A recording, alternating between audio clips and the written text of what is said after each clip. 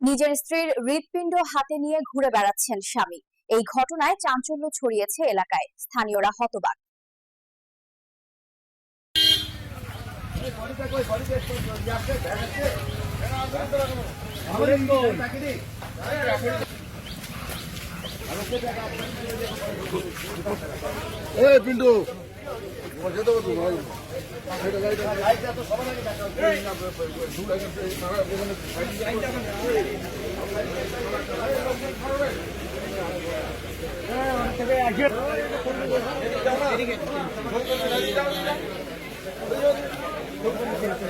নিজের স্ত্রীকে ধারালো অস্ত্র দিয়ে কেটে স্ত্রীর দেহ থেকে হৃৎপিণ্ড বের করে হাতে নিয়ে এলাকায় ঘুরে বেড়াচ্ছেন স্বামী।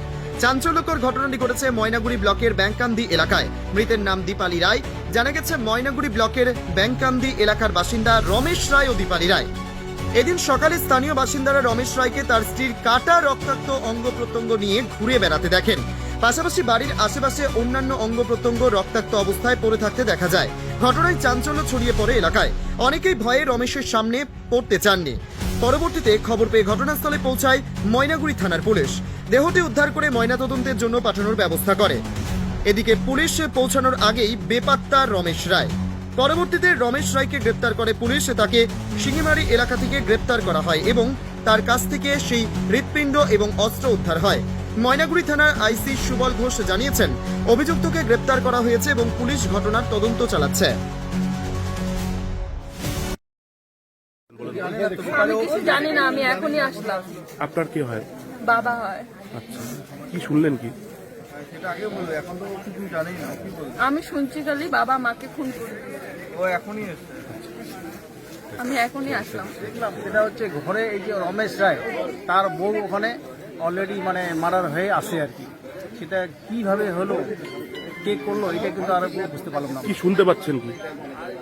শুনতে পারছি যে রমেশ রায় উনি নাকি এখান থেকে সকালবেলা আজকে একটা টোপলা টপলি নিয়ে এইদিকে চলে গেছে।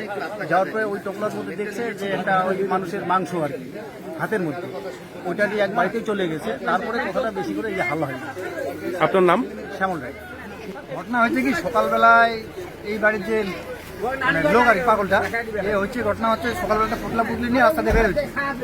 তারপরে আমরা রাস্তার মধ্যে দেখলাম, দেখার পরে আবার চিন্তা করলাম যে কই যাচ্ছে।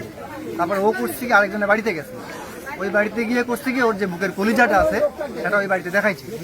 দেখানোর পরে ওই বাড়ি থেকে আমাকে ফোন করছে। আমি আবার ফোন পাওয়া মাত্রই যে ওনার যে গার্জিয়ান তার বাড়িতে আসছি। আইসা ওনাকে জিজ্ঞাসা করলাম যে আপনার বাড়িতে আপনার এই পাগলটা এরকম করছে, আপনি একটু ঘরের ভিতরে গিয়ে দেখেন তো যে ওনার স্ত্রী ঠিক আছে কিনা। তারপর তো উনি আর আমি এদিকে আসুন, উনি আর আমি দুজনে গিয়ে দেখলাম ঘরের মধ্যে, তো ঘরের মধ্যে কোনো কিছু নাই, বিছানা ছড়াছড়ি হয়ে আছে, অন্ধকারে কিছু দেখা যাচ্ছে না। তারপর ওনাকে দেখে লাইট আনাইলাম। লাইটটা আনার পরে দেখি, লাইট টর্চ মেরে দেখি কি ওখানে বিছানার মধ্যে শুধু রক্ত পড়ে আছে। রক্ত পড়ে গেলে তো আমাদের সন্দেহ হয়ে গেল।